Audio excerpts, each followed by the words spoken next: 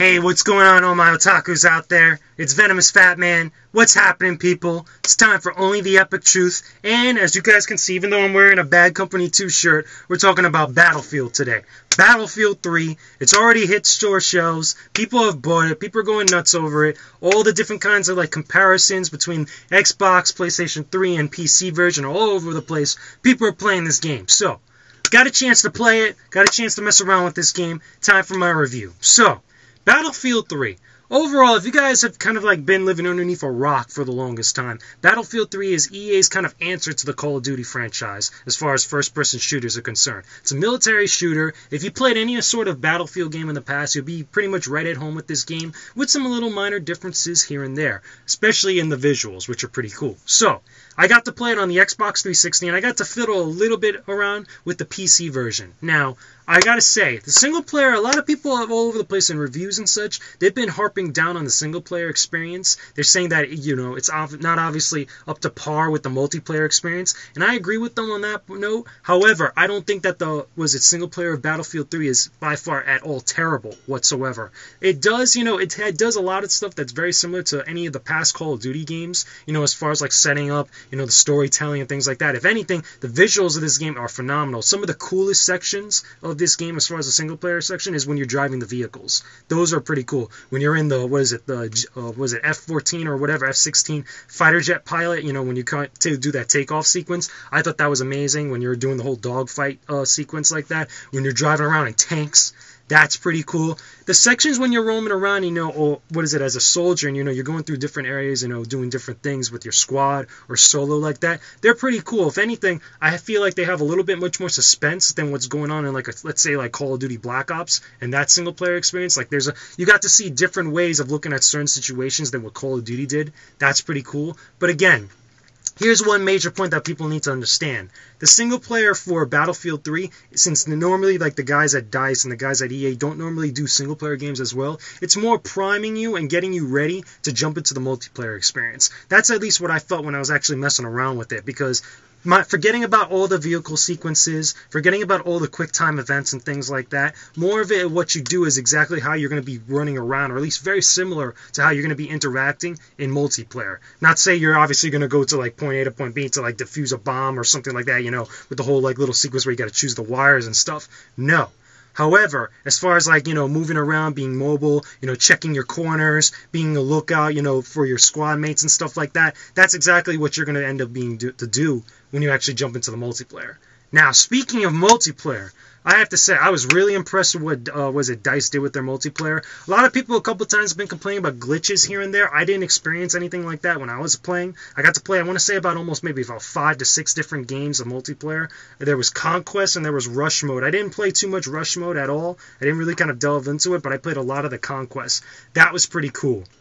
The Conquest mode, right? I remember there was one match I was playing. I believe we were in Operation Metro, and we had just spawned, and I remember we just bum rushed to point C and to point B like that. We got both points and immediately just held the enemy back. Kind of like what one would do in Domination, when you're kind of trying to prevent the enemy from advancing forward and capturing points. But we were just totally just messing these people up, just total domination.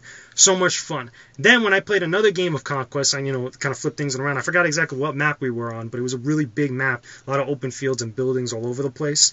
But it ended up being where I was trying to run around and try to actually, get from point A to point B and trying to at least give some backup or whatnot to my buddies on there. And it wasn't really there was a lot of people working together as a team, which eventually ended up to our downfall. Which brings together my point. This is a game that's not so much run and gun and solo Superman, military shooter, kind of like what Call of Duty is. This is a much more different game. You got to approach this from a different stance and a different perspective. This is a type of game, Battlefield's always been like this. This is a type of game where you're really going to want to work together as a team. Even when you're going solo on Xbox Live or PSN or whatnot, and you're just playing by yourself, you don't have any buddies with you, you're still going to want to try to work as best you can with the people that are on your same team. That also leads me to another thing. If you do have friends that end up playing this game a lot on Xbox Live, every time you get onto this game, try to hook up with them as much as you can, because the more people that you know that you're actually going to play the game more with and interact with, the better your games are going to be, and the more likely you guys are going to come up on top and actually win these games like that. Again, you can't really solo this game, because if you try to do like a run and gun type of thing, or try to go all, cowboy and stuff, you're going to get messed up and you're going to cost your team the game. That's just the way that Battlefield's always been like that. So overall, getting back to the review and stuff, the visuals are really crazy. I love some of like the destructibility on there. A lot of people have been complaining about the destructibility. They're trying to like nitpick at every little thing on Battlefield. The destructibility is not like what DICE put it up to be. I still yet to see like an entire area be flat lines. Pretty much like, you could like pretty much mess up buildings. You're supposed to, with the Frostbite 2.0, be able to flatten and level entire buildings just because of the destructibility that it has to offer. I have yet to see that. I didn't see that in any of the game playthroughs that I actually did, or any of the games I played in multiplayer. But I'm pretty sure at some point, something like that is going to pop up online, if it's even possible. The point is, though, there is still destructibility with the buildings, and it looks crazy, especially with all the smoke and the particle effects. Looks really cool. Really kind of emulates an actual Battlefield. I have to say, here's another thing I should actually point out. When I was actually playing in multiplayer, when I was actually, running around, trying to help my teammates and stuff, I noticed that while there is regenerating health and such, you only get downed in like a couple bullets. It's not like in Call of Duty where, people are able to unload entire clips on you, and you're just right there before that point of dying. You're able to kind of hide and get your health back up and then come back out swinging. It doesn't seem like that at all in Call of Duty. I mean, not Call of Duty, in Battlefield 3. Battlefield 3, you get tapped a couple times, pretty much you're down on the ground. It could be any of like the weakest weapons or whatnot. And I've even seen a couple times where people will get clipped in the leg, like maybe about 3 or 4 times, or most, or maybe, I should actually say 3 at the most, and it would take them down completely, depending on what guns and stuff, because, with the whole upgrade system and whatnot, because the more you play, the more guns and attachments you could actually unlock and actually customize your loadouts and stuff, which is pretty cool. But my main point is this. Feels a little bit much more. You have to play conservative in this game. You can't be super cowboy like how a lot of people are normally accustomed to, because, been playing Call of Duty a lot and things like that. So, overall, is Battlefield 3 the shooter of this year? Well, we can't really say that right now, because obviously we haven't seen what Modern Warfare 3 has to offer. There's going to be those inevitable comparisons that people are going to be doing. I'm going to be checking out Call of Duty Modern Warfare 3 during the Modern Warfare 3 event here at Flippers in another couple weeks. That's going to be cool. I'm going to do my review of that game right then and there, so I'll be able at some point maybe to do a video afterwards to do a comparison between the two, at least give my thoughts on which one is actually the best shooter.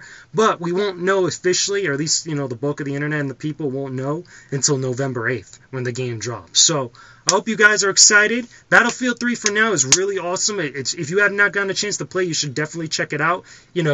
Obviously, the definitive version is going to be the PC as far as visuals and stuff like that. But if you're on the consoles, and you don't mind whichever one that you get, I played on the Xbox 360. Pretty dope. PlayStation 3, really cool looking graphics. Doesn't matter where you pick it up, as long as you're playing the game, people. So, overall, Battlefield 3, it was dope. Leave your comments and video responses, guys. I don't mind. Just keep it civil. Let me know what you guys think of this game. If you guys, love it, you hate it, you're just going to wait for Call of Duty Modern Warfare 3. Is it better than Modern Warfare 3 based on what you've seen? Or do you think Modern Warfare 3 is going to get on top of that?